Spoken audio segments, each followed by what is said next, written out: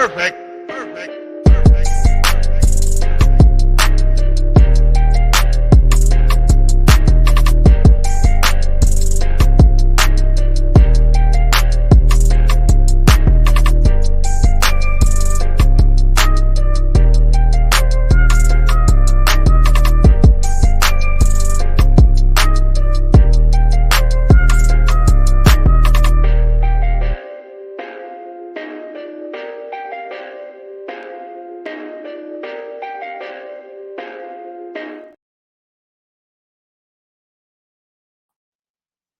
All right, everybody, what's going on? And welcome to today's edition of SWAC Talk. Of course, this is the show we cover the SWAC inside and out. I'm your tour guide around the SWAC. See what else coming at you. And today, man, we're just gonna chop it up for a minute. Ooh, that is pretty dark. Sorry, computer cut off. But anyway, man, we're gonna get the light right. But this is just a little here and there quick hitter. Y'all ain't really gotta see me. You just gotta hear me. As you can see, the title of this show is called coaching searches should not be this difficult. I don't understand. We've had what we're on our fourth. We've had 5 openings for head coaches in the SWAC, and 4 of those 5 have been varying degrees of difficulty. Of course, the number one most difficult one is the TSU job search. I mean, that could be coming to an end any day. Or it could stretch even further as they add new candidates to the list by the day.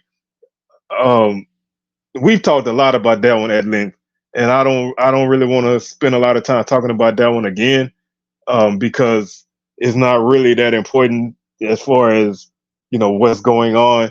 It's not really that important to what I'm talking about right now. So just the fact that that position has been, sitting there, with a potential coach since like December 18th, whatever, and now we're almost a month later, and you have a guy, you don't have a guy, you have a guy, now you have somebody deciding that they want to put their 2 cents in, and now they got a candidate, and now this guy has some hoops he has to jump through. And now more names are coming through this. Then, the AD says, they're going to reopen the search. But that's a level of difficulty that you don't really get or see too often.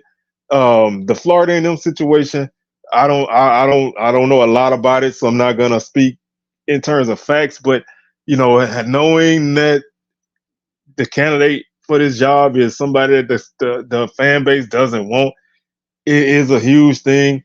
And now the AD is being called into question. Her job seems to be on the line. That's just that's such a simple process to me. You have a couple people who are qualified for the job that either the players or the fans want. Why don't you go with one of those guys? You got a guy on staff who's already qualified for the job. Why not go that route? You pick a coach who's a good coach, but he has issues that fans have with him. Why put yourself in a position to where now you're defending your job as well as defending this potential hire or not hire, whatever, however you want to look at it. But to me, those situations should not be that complicated. I mean, when you look at a situation like Southern, their search wasn't necessarily as difficult as this, but there was a lot of speculation. There was no communication. Then you ended up with the guy that you probably could have got from the jump. Your AD going public saying, people want more money than the job is worth. Just all of this, it leads to so much uncertainty. So many rumors, so many people just talking about what's going on without any idea what's going on.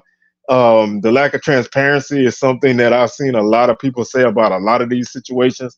Gramblin's situation wasn't as bad. They had an idea of some guys they wanted. They ended up getting one of the guys they wanted, but in the final hour, people spread rumors that he didn't want the job, or he wasn't going to take the job because certain conditions weren't met. Now, whether those are true or not, I don't know. But that's the kind of thing that came out later in the process. Coaching searches, depending on the position, they can be rocky. You can have a job where multiple guys turn you down, because maybe your program is not as good as you think, or maybe the job is not viewed as good as you think it is.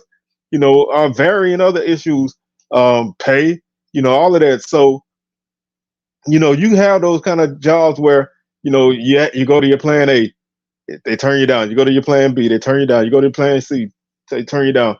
Prime example, a few years ago, University of Tennessee had a job search where they could not find anybody to take the job. And they ended up, finally making a hire after like their eighth choice, so to speak. But those kind of situations are too common right now in the SWAC. I mean, like I said, we have 5 jobs open. 4 of those jobs are that kind of situation. Alcorn, they did it swiftly. They knew who they wanted. They tried to reach an agreement with Coach McNair. It didn't work out. They knew what they wanted, and they went at it and got it. They promoted from within. They happy. They got their guy. He's there. He wants to be there, and now they're moving on. I would just love to have a week where we don't have to talk about all of this. Like we've had a month since football ended where we've been talking about coaching searches, and sometimes, yes, those things can drag on, but they should not have to drag on this far. And to me, that's a huge problem right now. It doesn't look well for anybody. It makes me wonder how much authority these athletic directors actually have, um, with their programs. Are they really, calling shots? Are the boards the groups that call the shots, and this person is just a figurehead, and they get the brunt of everybody's ire because what you want is not working out. Um, so I just would love, number one, I would love to see these searches come to a head really quickly. Get this over with, and we can move on. There's so much other football stuff that we could talk about. Transfer portal. Signing day is coming up. Schedules are going to be released soon. And basketball on top of all of that. So there's so much. There's so much that can be discussed. That's not a coaching search, especially especially for the TSU situation, because that's been going on for so long. Um, I would just love to not have to have all of this, because it just leads to looking like our schools don't know what they're doing. Maybe we had the wrong people in charge. Maybe we aren't aren't fully invested in having uh, Division One athletics. I mean, we talk the talk, we walk the walk. Can we walk the walk? Really? Are we have the infrastructure to really act like we think we can act? Sometimes our fans, maybe their eyes are bigger than the stomachs of the school. It's so many questions that can be called into play right there. I'm honestly not even sure which way this thing goes. I don't know. There's so many fingers that could be pointed in so many different directions, and each of these positions that happen are unique. They're not. All of these job searches were not the same. They may have all had some level of drama, some more than others. And I'm not saying that this is unique to the SWAC. I mean, there have been places that haven't ran smooth searches. There have been, rumors coming out about coaches that turned out to not be true, and everybody jumped on it. So the coaching searches lead to speculation, and the fact that nobody's gonna come out and say as a school that X, Y, and Z is the top guy for us.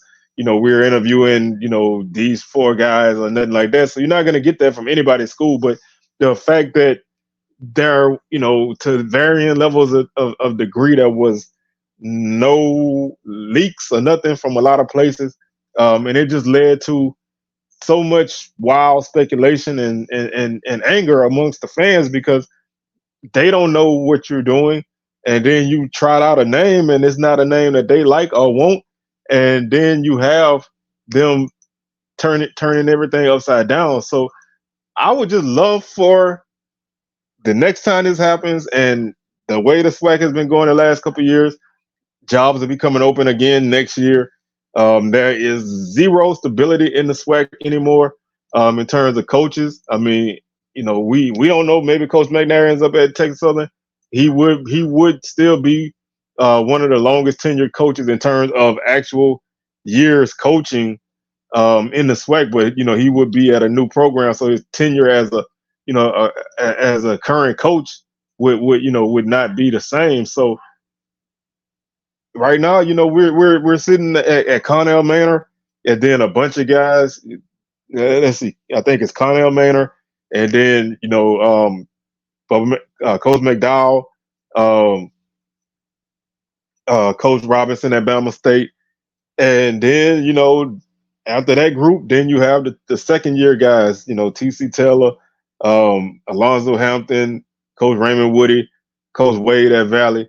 I think I'm somebody. I don't know, but it's not a lot going. It's not a lot of stability, and there's a lot of change and turmoil in the conference. So we'll probably end up having this situation happen again soon. So hopefully the next time this happens, everybody's better prepared to do it. And I don't know, I mean, this is not the first time any of these schools have looked for coaches before, so I would just love for a smoother transition. Hopefully at some point that happens. And, we don't have to spend multiple days talking about coaching searches, talking about, why they didn't hire this guy when they could have, should he even take the job now? All of this is discussion that doesn't need to be there. So I just wanted to go ahead and, put my thoughts out there on this situations and go from there, because, man, like I said, at this point, I just want all of these things to be over. At this point, I'm not even worried about who comes in as coach at either of these programs. I just want them to go ahead and get the ball rolling, so they can move forward, and we can talk about other things and don't have to spend 30 minutes on SWAC Smoke talking about this stuff. So with that being said, man, I'm your tour guide around the SWAC Seawell signing out, and I'm gonna catch y'all on the rebound, man. We out of here. Peace.